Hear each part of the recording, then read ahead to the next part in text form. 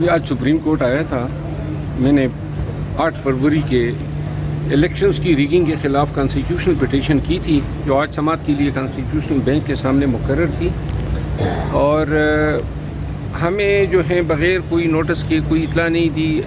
نہ constitutional bench کے کوئی رولز بنے ہیں، لیکن پھر بھی سپریم کورٹ سے یہ کیس زیر آبجیکشن لگایا گیا تھا. تو اس پہ ہم نے بینچ کو آگاہ کیا کہ آبجیکشنز کا کنوی کیا جانا ضروری ہے تاکہ ہم ان کا جواب دے سکیں. تو جس پہ عدالت نے جو ہے چھٹیوں کے بعد کیس مؤخر کر دیا ہے. جب تک قاضی فائز عیسیٰ تھے تو وہ کیسز تو ہمارے لگ ہی نہیں رہے تھے. اب جو لگا ہے پھر یہ طوالت کا شکار ہوا ہے. یعنی یہ 9 فروری کی ریگنگ اب آئے گی میرے خیال میں فروری 2025 میں شاید سماعت کے لیے سامنے آئے. شیر افضل مروت صاحب یہ بتائیے گا، رات کو جو ہے وہ چارج شیٹ کل کر دیا گیا تھا فیض حمید صاحب کے اوپر، اور اسی کے ساتھ کہہ رہے ہیں کہ خان صاحب کو بھی لے کے جا رہے ہیں ملٹری کورٹس کے اندر. تو آپ لوگ پی ٹی آئی اب اس کے اوپر کیا کرنے جا رہی ہے؟ نہیں، یہ تو نہیں کہا ہے کہ خان صاحب کو لے کے جا رہے ہیں. سر یہ فیصل وارڈر صاحب کا بیان ہے کہ مطلب اب خان صاحب، سوال آپ نے کر دیا نا، میں سمجھتا ہوں.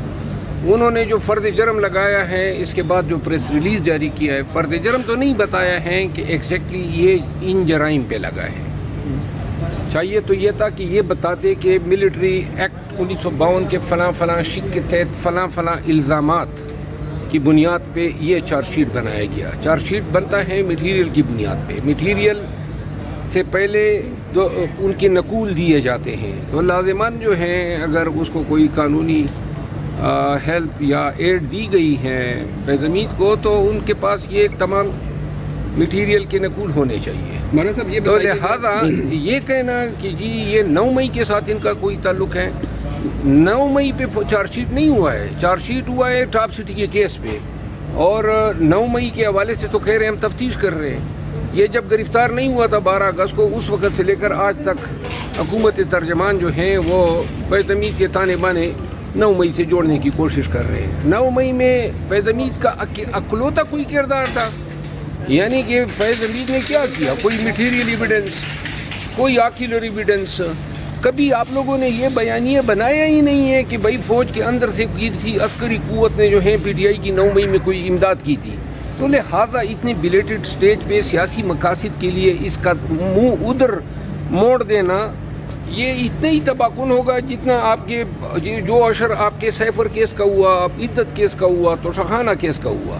اچھا مروت صاحب یہ بتائیے کہ پی ٹی آئی کی جو ایجیٹیشن پالیٹکس ہے وہ ایگزاسٹ ہو چکی ہے؟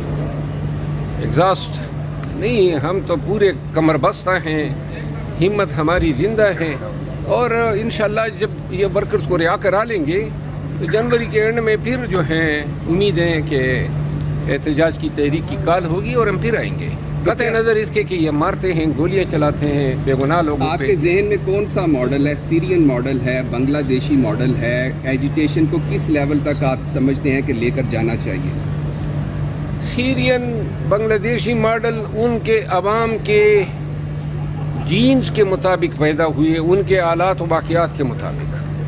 ہمارے ہاں کون سا ماڈل جنم دیتا ہے یہ تو وقت بتائے گا. جنوبی کوریا کے حوالے سے کیا کہیں گے وہاں پہ جو انہوں نے یہی میں نے کہا نا، ہمارے اپنے عوام کی جینیٹکس کی بات ہے، ہمارے اپنے عوام کی شناخت کا مسئلہ ہے. ہم نے بیسیکلی اگر گولی کے آگے سیاسی قوتوں نے یہ آج فیصلہ کر دیا کہ یہ گولی چلائیں گے تو ہم نے احتجاج نہیں کرنا ہے، پھر پاکستان میں جمہوریت، سیاسی جدوجہد اور بنیادی حق احتجاج کو پھر خدا حافظ کہنا پڑے گا.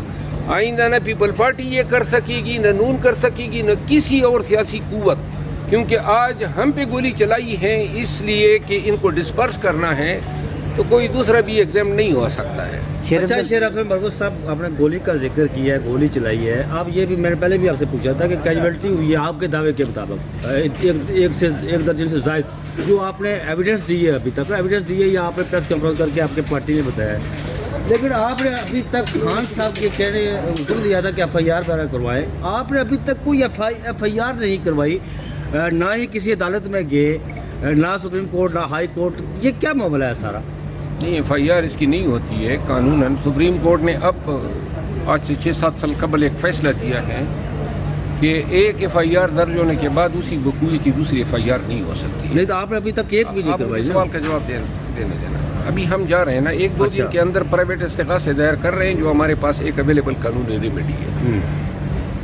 जी सर ये बताइएगा, सिविल नाफरमानी की जो तहरीक है खान साहब शुरू करने जा रहे हैं, 15 को कॉल की है। उसके क्या असरात होंगे? पहले भी हमारा असरात मुल्क तो तब होंगे जब तहरीक कामयाब होती है। अवाम किस तरह रिस्पॉन्ड करते हैं, वो ओवरसीज रिमिटेंसेस के हवाले से क्या फैसला करते हैं, अभी हम नजूमी तो नहीं है ना, एक अटेम्प्ट है। लेकिन सर इसका जिक्र बहुत ज़्यादा हो रहा है मीडिया के ऊपर, आगे हर पार्टी के वर्कर्स को दोबारा एक्टिव करने की भी कोई बात चल रही है, यानी क्योंकि एक बात तो सामने आई थी कि हर बार कॉल होती है और KPK से काफिला आता है, पंजाब से उस तरह से कोई रैली नहीं है कि पंजाब वालों के अपने मसाइल हैं, उन्होंने पूरे पंजाब को कार्डन ऑफ किया था, और बड़ा मतलब ये है कि वर्कर्स को हज़ारों की तादाद में 5000 वर्कर्स वहाँ पे उठा लिए गए थे।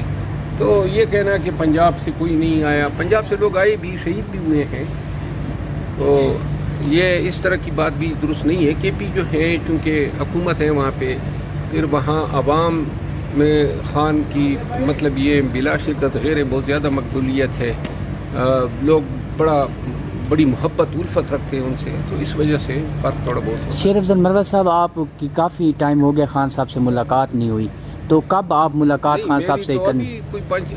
ये 26 नवंबर से पहले हुई थी, 22-21 नवंबर को हुई थी मेरी, हाँ जी, और मैं भी 2-3 दिनों में मिलूंगा। थैंक यू सो मच सब सर माइक